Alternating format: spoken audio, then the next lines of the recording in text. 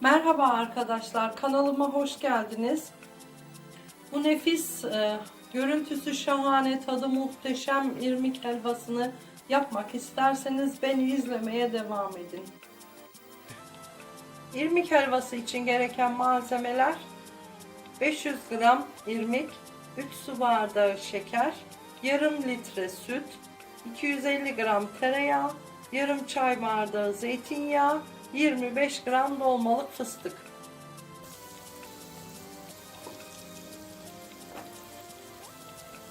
Tereyağımı tenceremin içine aldım. Erimesini bekleyeceğim biraz. Zeytinyağımı da ekledim.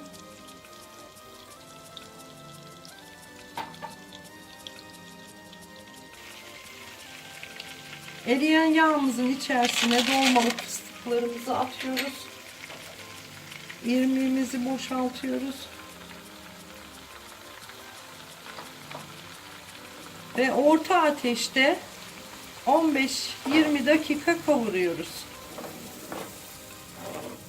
Böyle karıştıra karıştıra kavuralım.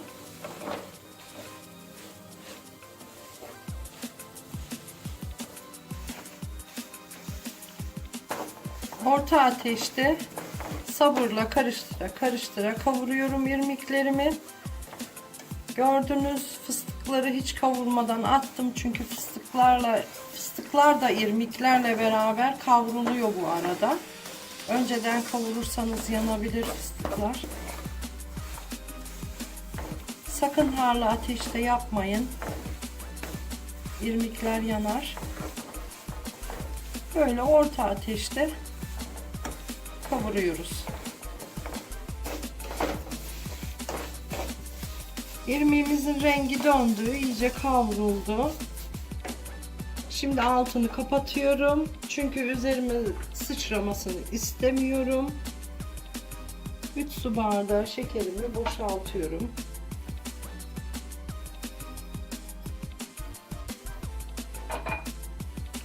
Şöyle bir karıştırayım.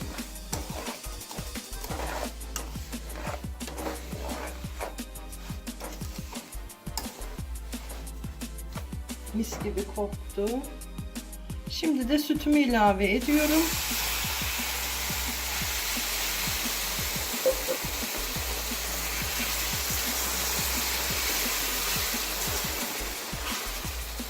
Gördüğünüz gibi kavruldu fıstıklarımız da birlikte. Şimdi tekrar ocağımın altını yakıyorum ve kaynatıyorum. Aynı pilav gibi biraz suyunu çekecek.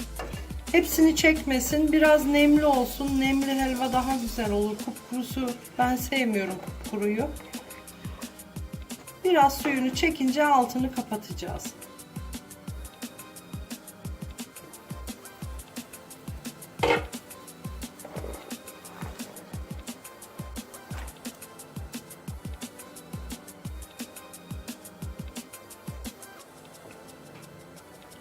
Bir iki dakika böyle kaynatalım.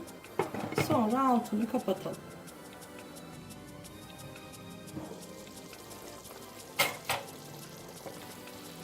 Helvamız suyunu çekti. Çok az kaldı. Onu da demlenirken çekecek zaten. Artık altını kapatalım. Bir 15-20 dakika demlenmeye bırakalım arkadaşlar. Demlendikçe güzel olur helvamız.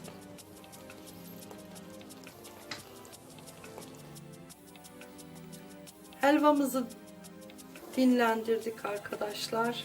Gördüğünüz gibi muhteşem bir helva oldu. Kandil gecelerinde, mevlütlerde, canınızın her çektiğinde yapabileceğiniz bir helva oldu. Kanalıma abone olup beğenilerinizi unutmayın. Sağlıkla kalın, hoşça kalın.